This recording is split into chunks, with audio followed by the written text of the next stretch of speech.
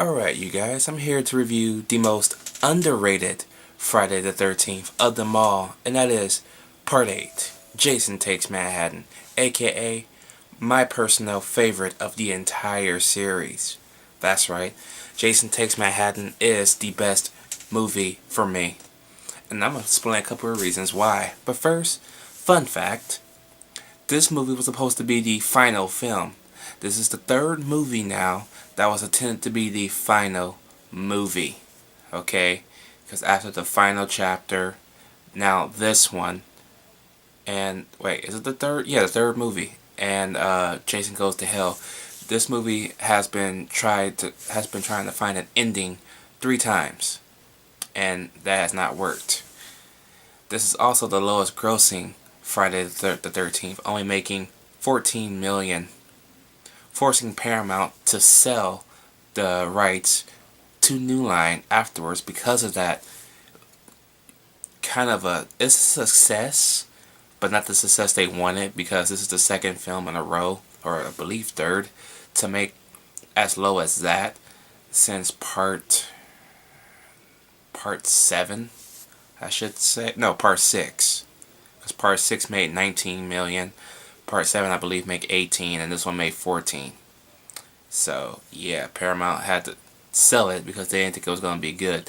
So this is their last movie with Paramount before 2009. What happens in 2009? Well, I think we all know. And this is the first time I've ever seen Kelly Hu in a movie. You know Kelly Hu, the girl from the Scorpion King, that hot ass, I think she's Asian or whatever. Yeah, she's in here and it's awesome. Okay? You know what else is awesome? Everything about this movie. This movie is well acted. Unlike part 7. But yeah, I love the acting in this movie. Very fucking good. The story basically has to do with Jason coming back to life after another electrical shock, after an anchor hits the electrical bar, like Jaws the movie, the original, no, Jaws 2, as I should say. When the shark hit that electrical bar at the same time he got shocked, that's basically how Jason gets woken up again. And he decides to hitch a ride on a boat with a class on it, inbound to New York City. Okay, on a class trip. Basically, the last trip before they graduate that school. And on board is their teacher. Yeah, their teacher. But as I'm going to call him through the rest of this review, Mr. Dick. Because he is a dick to his niece. Because he is the uncle of the main character in this movie. And you'll find out why he's a dick later on in the movie if you ain't seen it yet. But I don't want to talk about it now because I don't want to spoil anything, since this is the best movie. So I don't have to worry about spoiling anything for you guys. But, yeah. So they're inbound to New York City. This movie gets a lot of slack because of the title. The title was originally called Terror in Manhattan, but it was changed to Jason Takes Manhattan. And you know what? I don't care what anybody says. That title spoke for itself. This movie met a lot of budget constraints, so this film didn't take place almost entirely in New York City like they were supposed to. They shot more of it on the boat because of they didn't want to go over, but the studio didn't want to go over budget for them being in New York City that long, which kind of sucks. But I don't fault the movie for that. I fault the studio for not giving them extra money to do this. Because if you gave them extra money to do this, your movie probably would have been a hit, and you wouldn't have to sell it in the first place, and we wouldn't get that piece of abysmal shit called Jason Goes to fucking Hell.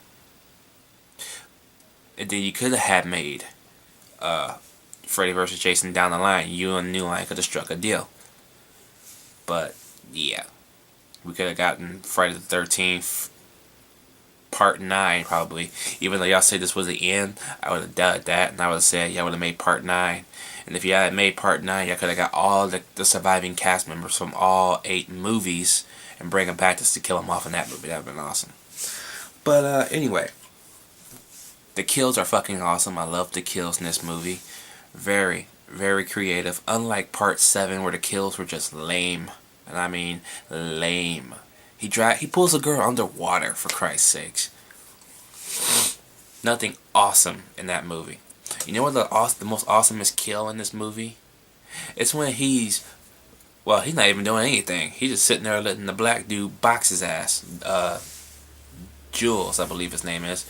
Jules is like a boxing rookie, so he boxes Jason on top of the roof, and of course you all know that iconic scene where he takes his fist, his head punches his head right off and into the trash can, and the lid comes down over it. That's awesome.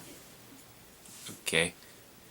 And I love the fact that this movie plays the part of Jason's supernatural ability, like as intended for part 6, where his supernatural abilities will play a big part in him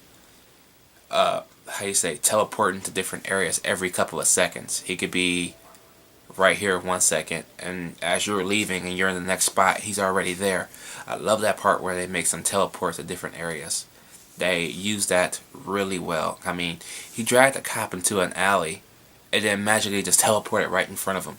And it's just because he is already dead, I can buy that. Okay? The reason why I don't buy that in the remake, well, we'll get to that.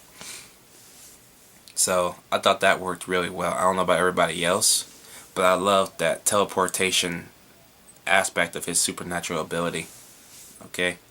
So, yeah. All in all, I had a fucking awesome time with Jason Takes Manhattan. And with that in mind, I'm giving this movie an A+. Yeah, that's right, A+. Fuck the haters. Fuck the you know what? Fuck half the critics, because most of the critics gave this movie a positive rating too. This is probably the second Friday the 13th movie to get a little bit more positive reaction as well. So, yeah, I don't know why all the fucking YouTubers hate it. I'm not one of them. I'm not following that bandwagon. I'm sorry. I love Jason Takes Manhattan, and I don't fault the movie for being under budget, because we still got to Manhattan, and whatever they had to do to get there, they did it. So, drop your comments down below. Let me know what you think about Friday the 13th Part 8, Jason Takes Manhattan. And if this was the last movie, I'm so glad they got it to go out in style instead of and repairing everything that Part 7 tarnished on this franchise. So yes, I am out.